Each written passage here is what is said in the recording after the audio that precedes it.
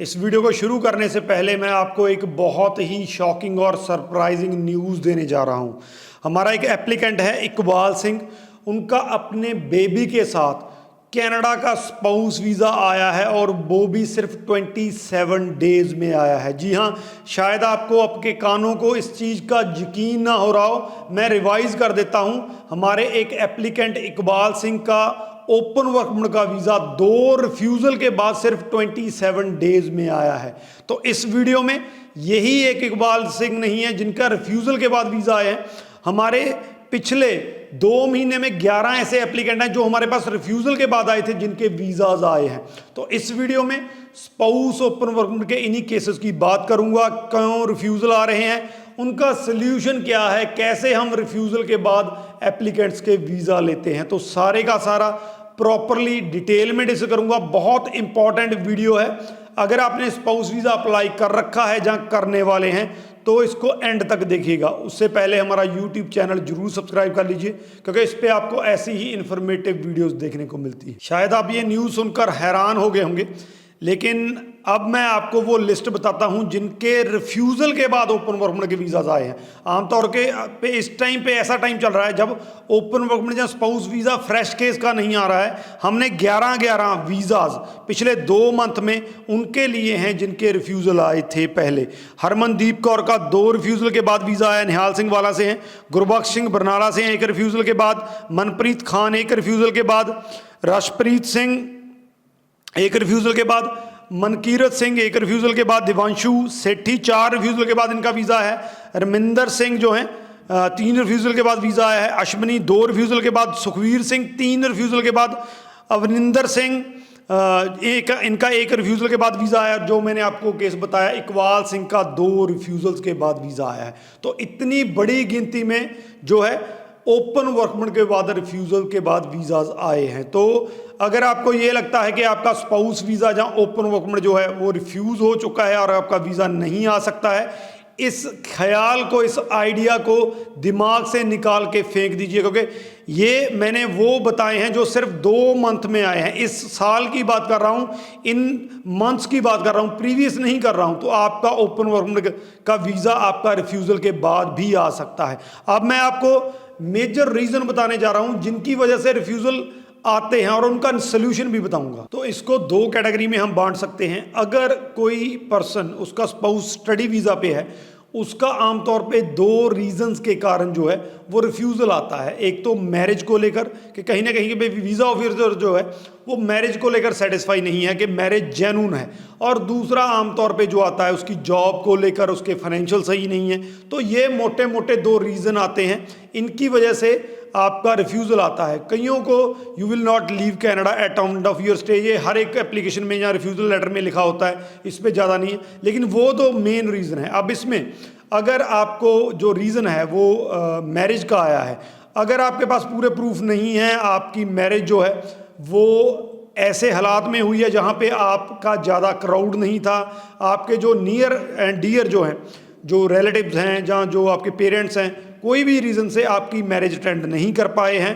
तो आपके लिए ये बड़ी दिक्कत हो सकती है। जब आप ओपन वर्क परमिट अप्लाई करते हैं आपको मैरिज के जितने प्रूफ दे सकते हैं उतने देने पड़ते हैं। फोटोग्राफ से लेकर बिल्स आ गए, आपका मैरिज में हर एक चीज़ जो वहाँ पे जो कस्टम्स होती हैं, जो हम रिचुअल्स करते हैं, उनकी हर एक की आपको प्रूफ देना पड़ता है। अगर नहीं देंगे तो वीज़ा ऑफिसर सेटिस्फाई नहीं होगा कि आपका रिलेशनशिप जो है वो जेन्युइन है।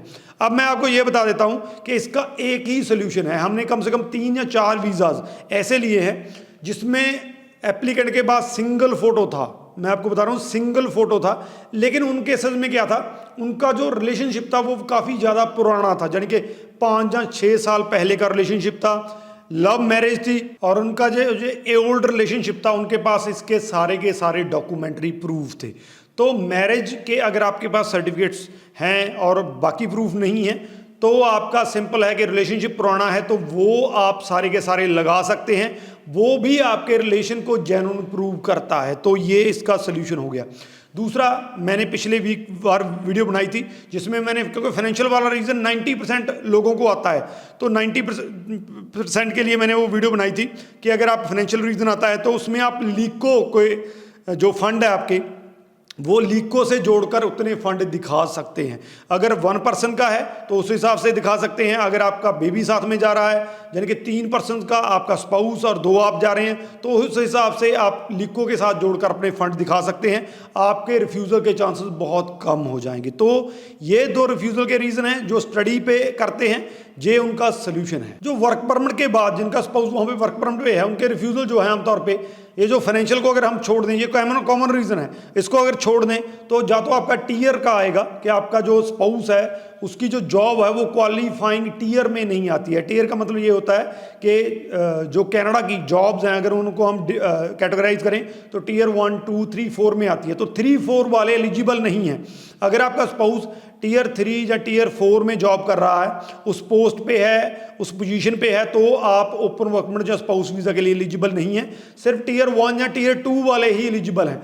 तो उसमें अगर आपका स्पाउस टीयर 1 या टीयर 2 में नहीं आता है तो आपको रिफ्यूज़ल का रीज़न आ जाता है कि आप इसके लिए एलिजिबल नहीं है। तो अगर ये रीज़न आता है तो यही है कि आपका स्पाउस जो है उसकी वो जॉब होनी चाहिए टीयर 1 या टीयर 2 की जिसमें आप एलिजिबल हो सकें। इसका और कोई भी सोल्यूशन नहीं है। दूसरा जो है, इसमें कहा जाता है कि आपका जो स्पाउस है वो जॉब कर रहा है, इस कैटेगरी में जॉब कर रहा है, उसके लिए आपने इनफ जो है हमें प्रूफ नहीं दिए हैं। उसमें आमतौर पे गलती कहाँ पे होती है, सैलरी स्टब्स नहीं लगाई जाती हैं। कई बार सैलरी स्टब लगा दी गई, लेकिन उसमें जो क्या बोलते हैं उसको, जो स्टेटमेंट है वो स्टेटमेंट साथ में नहीं लगाई जाती है कि आपकी जो सैलरी स्टब्स के साथ साथ सैलरी वहाँ पे आई है।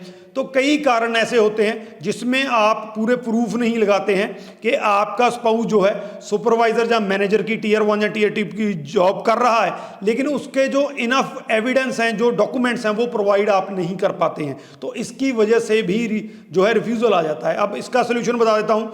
प्रॉपर आपने सैलरी स्टब्स लगानी है, स्टेटमेंट लगानी है, अपने उनकी जो कंपनी है उससे बाकायदा उनका जो है एम्प्लॉयमेंट लेटर लेना है जिसमें आपका नॉक जहाँ टीयर जो लेवल है वो मेंशन हो, ताकि वीज़ा ऑफिसर को पता चल सके कि आपका टीयर 1 या टीयर 2 लेवल का जॉब है और आप IMP के अंडर एलिजिबल हैं।